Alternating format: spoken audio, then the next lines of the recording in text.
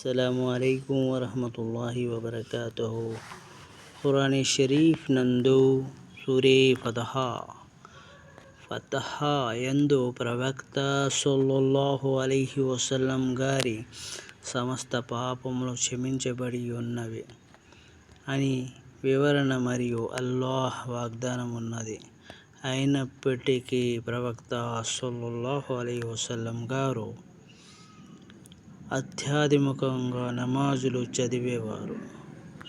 అందులకు వారు, నేను అల్లాహ్కు కృతజ్ఞతలను తెలుపుట కొరకు ఇట్లు నమాజులు చదువుచున్నాను అని చెప్పేవారు. ప్రవక్త సల్లల్లాహు అలైహి వసల్లం గారు నమాజు చదివినప్పుడు వారి పవిత్ర హృదయం నుండి దుఃఖపు నిట్టూర్పులు వినబడుచుండెను.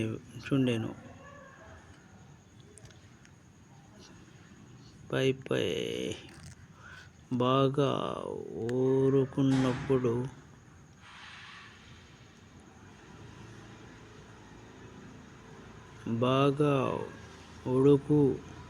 ఉడుకునప్పుడు కొండలో నుండి ఎటువంటి శబ్దం వచ్చునో వారి హృదయం నుండి అటువంటి శబ్దం వచ్చుచుండెను.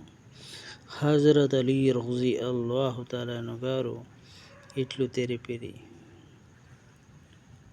బదరు యుద్ధం నందు ఒక దినం రాత్రి ప్రవక్త సల్లల్లాహు అలైహి వసల్లం గారు చెట్టు క్రింద నిలబడి నమాజు చదువుచూ ఏడ్చుచుండిరి. సూర్యోదయం వరకు అదే విధంగా చేయుచుండిరి.